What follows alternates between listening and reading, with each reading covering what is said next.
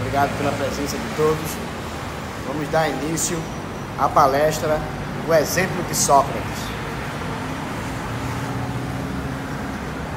O filósofo grego Sócrates é um exemplo para os homens e para as sociedades. Sua virtude e coragem na busca da verdade o transformam numa legenda da história da filosofia. Sócrates nasceu em 399 a.C. e morreu em 470 a.C. Ele era de um aspecto meio horrendo. Ele era uma figura feia pelos modelos atuais de beleza.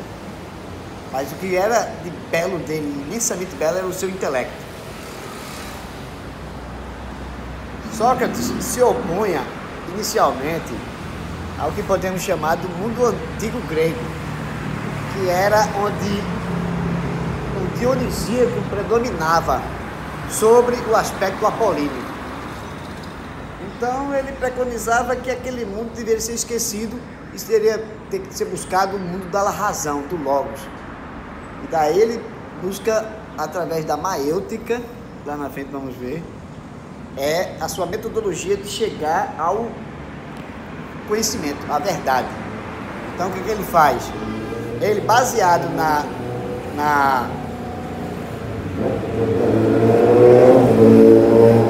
no fato de a mãe dele ser parteira, então o parto é ir buscar a verdade, ou seja, ir buscar a criança e trazê-la para a vida. Ele, baseado nessa profissão da mãe de parteira, ele criou esse método, através de conversações, que ele chama de dialética, extrair a verdade da pessoa. A verdade está dentro de cada um.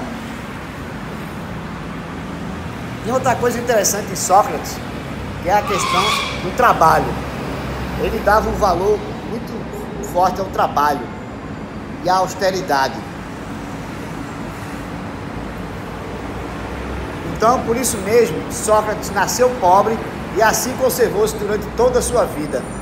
Era orgulhoso de sua origem, sempre elogiou o esforço do trabalho e fez deste um modelo para a sua filosofia. Ele andava pelas ruas de Atenas, no verão e no inverno, descalço e vestindo sempre o mesmo manto grosseiro. Se você quer comparar Sócrates com a figura da Bíblia, compare ele com o profeta de Jesus Cristo, que é primo de Jesus Cristo, que é João Batista.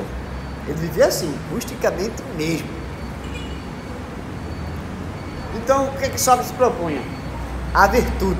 Virtude é o princípio da areté, que é o princípio da excelência. O grego tem essa coisa, você tem que ser o melhor, o perfeito. Bastava ser um qualquer.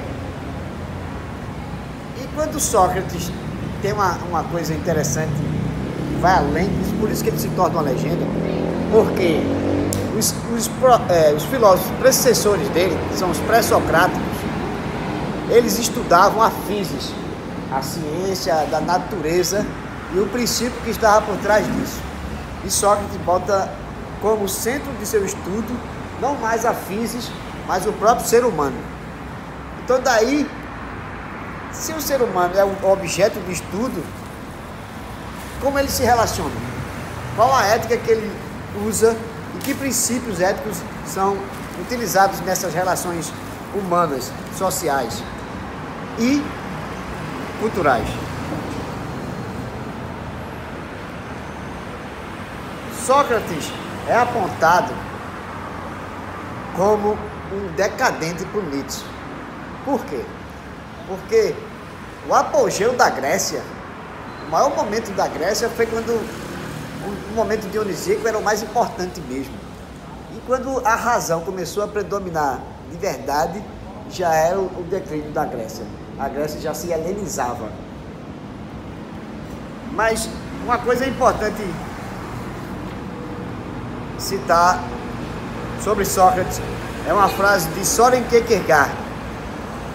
Ele diz o seguinte: Sócrates, Sócrates, Sócrates.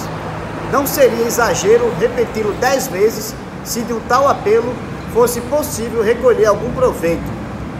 É geral a crença de que o mundo precisa de uma república de uma nova ordem social e de uma nova religião.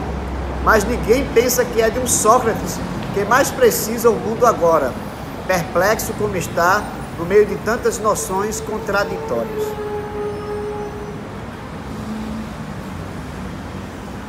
E mais ainda, Nietzsche se interroga em A Origem da Tragédia, que é o seu livro inicial e o mais importante de toda a sua filosofia.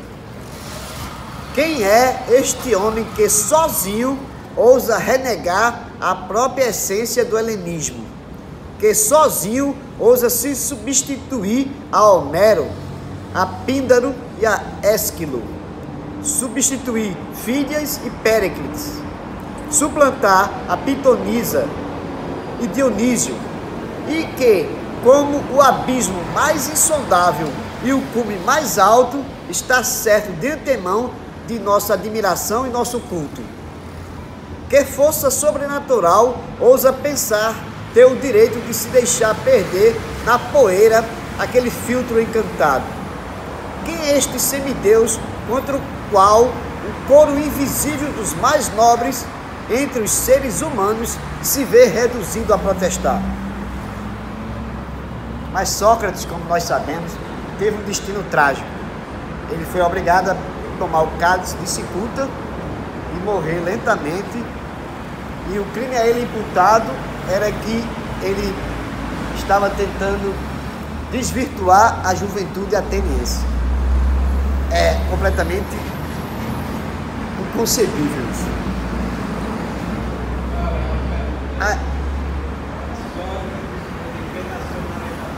Grego, alemão.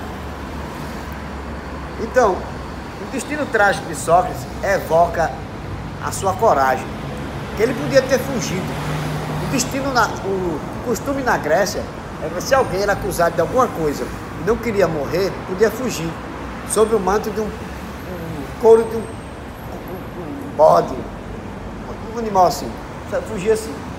Só que todo mundo já sabia que ele estava fugindo. Mas tu acha que Sócrates ia renegar toda a filosofia dele e tudo como ele tinha querido buscar do conhecimento e no final da vida jogar tudo isso fora? Não. Ele foi até o fim. Então ele tomou um cálice, que os gregos tinham essa nobreza também. Eles não matavam assim as pessoas com mortes muito cruéis, né? A pessoa tomava o veneno, primeiro as pernas ficavam dormentes, o veneno ia subindo até atingir o coração e a pessoa já ia adormecendo. Era uma coisa, vamos dizer assim, uma morte suave. Mas era uma pena, era a morte. Mas o que é que Sócrates faz com isso?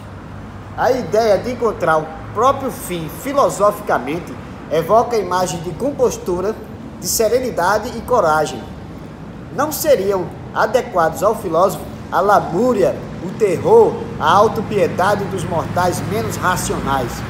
Ao invés disso, cabe-lhe a resignação amadurecida face ao inevitável. Devemos sempre refletir sobre nossos atos, pois assim nos ensinou Sócrates. Uma vida sem reflexão não vale a pena ser vivida.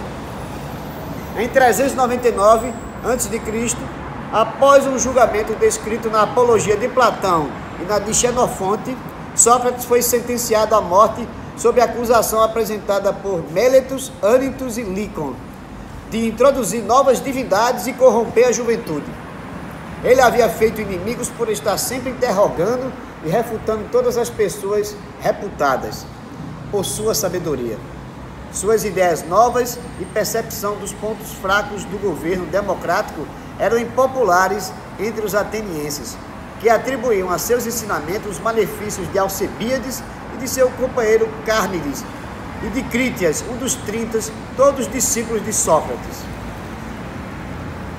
Vale a pena lembrar que esse Alcebíades foi salvo por Sócrates numa guerra lá, em que ele estava desfalecendo e Sócrates o carrega. Sócrates é heróico. A outra passagem também muito interessante, numa guerra lá, em que todos estão cabisbaixo e Sócrates passa uma noite e um dia sobre um monte assim, ó, temperatura geladíssima, todos se recolhendo com frio E ele lá altivo, como um exemplo. Daí o exemplo de Sócrates. Sua execução sofreu o adiamento de um mês, porque a trirene sagrada fora despachada para Delos havia pouco tempo, e durante sua ausência não se permitia qualquer ato capaz de poluir a cidade. Após o regresso da nau, Sócrates bebeu um gole de cicuta para cumprir a lei, numa cena descrita por Platão em seu diálogo Fédon, que trata sobre a imortalidade da alma.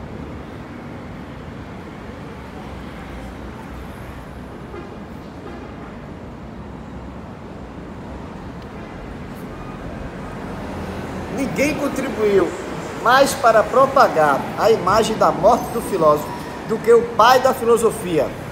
Em seu diálogo Fédon, Platão nos fornece uma avaliação dramática dos últimos dias de Sócrates, passados no cárcere, onde fora confinado pelos legisladores de Atenas.